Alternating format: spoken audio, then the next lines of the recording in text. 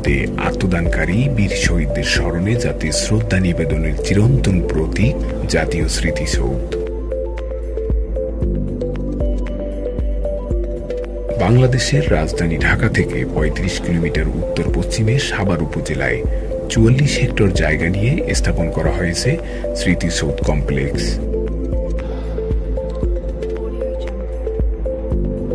১৯৭১-এর ১৬ই ডিসেম্বর বিজয় অর্জনের পরপরই ১৯৭২ সালে মুক্তিযুদ্ধের বীর শহীদদের স্মরণে জাতীয় পর্যায়ে স্মৃতিসৌধ নির্মাণের পরিকল্পনা নেওয়া হয়।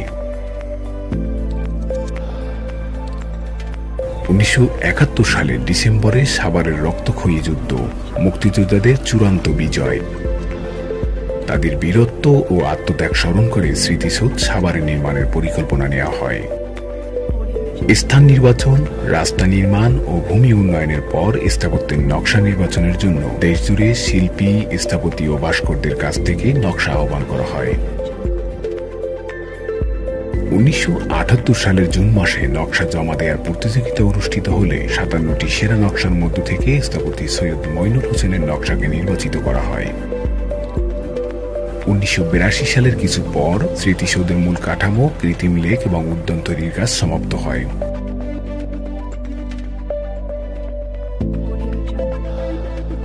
দেয়ালগুলো ছোট থেকে বড় এই ক্রমে সাজানো।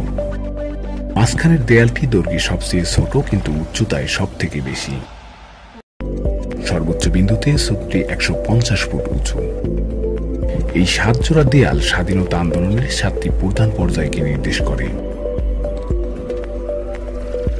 ১৯৫৬ শাসনতন্ত্র আন্দোলন, ১৯৬২ শিক্ষা আন্দোলন, ১৯৬৬ ৬ দফা আন্দোলন, ১৯৬৯ ঘন অভ্যুত্থান এবং ১৯৭১ মুক্তিযুদ্ধ। এই ৭টি ঘটনাকে স্বাধীনতা আন্দোলনের পরিক্রমা বিবেচনা করে এবং মুক্তিযুদ্ধকে সর্বোচ্চ ও সর্বশ্রেষ্ঠ বিবেচনা করে রূপদান করা হয়েছে। বিভিন্ন দৃষ্টিকোণ থেকে সূত্রটি ভিন্ন ভিন্নভাবে দৃষ্টিগোচর হয়।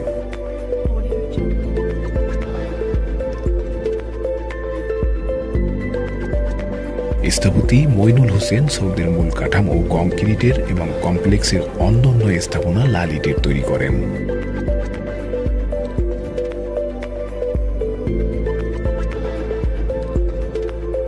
মূল সৌধের গাম্ভীর্য এবং স্বতন্ত্র রক্ষার জন্য এই পার্থক্য। এর দ্বারা রক্তের লাল জমিতে স্বাধীনতার স্বতন্ত্র উন্মেষ নির্দেশ করা হয়েছে।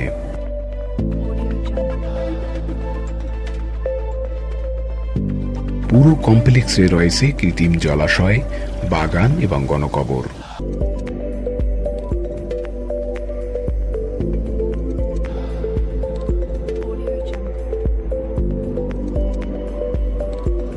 এবং সবকিছু পরিচ্ছন্ন রাখার জন্য রয়েছে সরকারি পরিচ্ছন্ন কর্মী।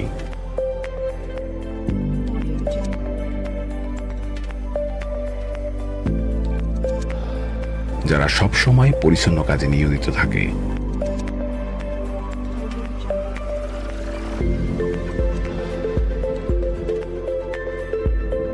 শিশু, কিশোর, তরুণ, তরুণী, বয়োবৃদ্ধ সব বয়সের মানুষ অবসরে ঘুরতে আসেন এখানে।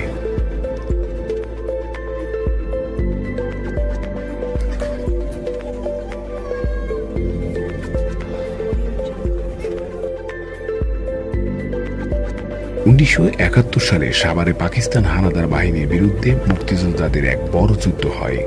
অনেক মুক্তিযোদ্ধা সে যুদ্ধে শহীদ হন।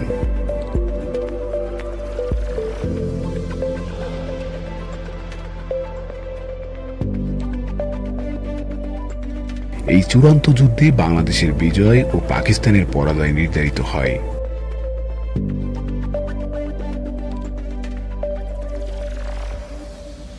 এর আগে পাকিস্তান সেনাবাহিনী সাভার এলাকায় গ্রাম থেকে অনেক বাঙালিকে বন্দী করে ক্যাম্পে নিয়ে আসে।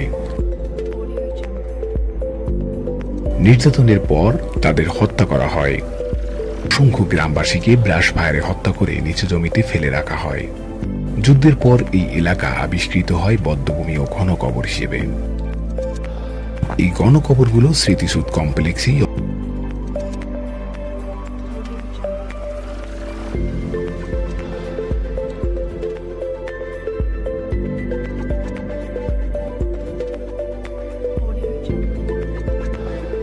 সৌধের মূল কাঠামো 7 জোড়া ত্রিভুজাকৃতির দেয়াল নিয়ে গঠিত। সামনেই রয়েছে একটি জলাশয়। এখানে প্রতিফলিত হয় জাতীয় স্মৃতিসৌধের মূল কাঠামো এবং জাতীয় পতাকা। জাতীয় স্মৃতিসৌধ নির্মাণের কাজ 3টি পর্যায়ে সম্পন্ন হয়।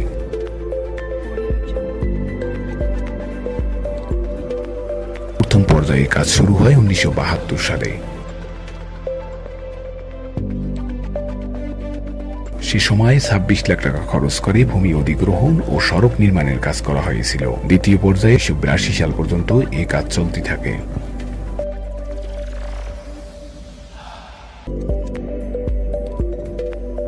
এ সময় 3,77 লাখ টাকা খরচ করে ঘন কবরের এলাকা, হেলিপ্যাড, গাড়ি পার্কিং এর স্থান, চত্বর ইত্যাদি নির্মিত হয়।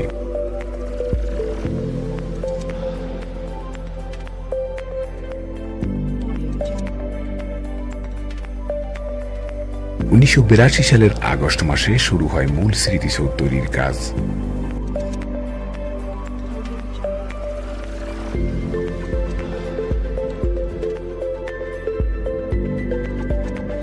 $848,65,000 টাকা ব্যয়ে নির্মিত হয় স্মৃতিসৌধ।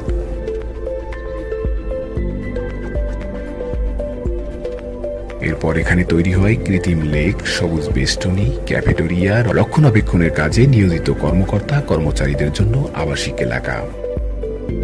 স্মৃতিসৌধ কমপ্লেক্সের প্রধান ফটক দিয়ে কেউ যখন এ এলাকায় প্রবেশ করে তখন তিনি প্রথমেই স্মৃতিসৌধটি চোখের সামনে দেখতে পান। যদিও স্মৃতিসৌধ পর্যন্ত যেতে হলে তাকে অনেক দীর্ঘ পথ হাঁটতে হয়। এই পথের মধ্যে রয়েছে অনেক উঁচু নিচু চত্বর।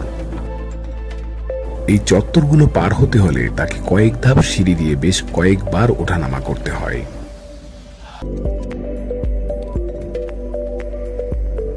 তারপর পার হতে হয় বড় একটি কৃত্রিম জলাশয়। জলাশয় পার হওয়ার জন্য রয়েছে সেতু।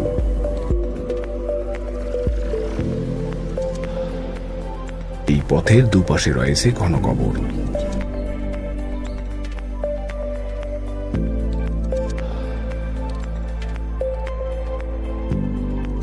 এই প্রতিটি চত্বর সিঁড়ি লাল ইটের তৈরি।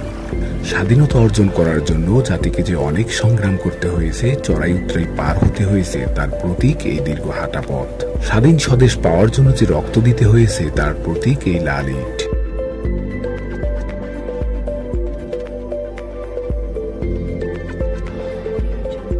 এবং এখানকার অবস্থিত জলাশয়টি অশ্রুর প্রতীক। আর গণকবর স্মরণ করিয়ে দেয় শহীদদের আত্মদানের ইতিহাস। পুরো এলাকাটি 34 হেক্টর এলাকা নিয়ে নির্মিত। এর চারপাশে আরো 10 হেক্টর জায়গা জুড়ে রয়েছে সবুজ ঘাসের বেষ্টনী। এই সবুজ বেষ্টনী সবুজ শ্যামল বাংলাদেশের প্রতীক। বিজয় দিবস, স্বাধীনতা দিবস সহ বিশেষ জাতীয় দিবসে এখানে লাখো জনতার ঢল নামে। মুক্তিযুদ্ধের মহান শহীদদের প্রতি নিবেদিত হয় শ্রদ্ধা অঞ্জলি।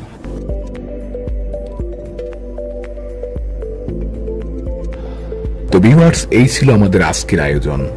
আশা করি আপনাদের ভালো লেগেছে। আজ এই পর্যন্তই। দেখা হবে আগামী পর্বে অন্য কোনো ডকুমেন্টারি নিয়ে। সেই পর্যন্ত ভালো থাকুন, সুস্থ থাকুন, মিরর অফ অ্যাডভেঞ্চারের সাথেই থাকুন। ধন্যবাদ।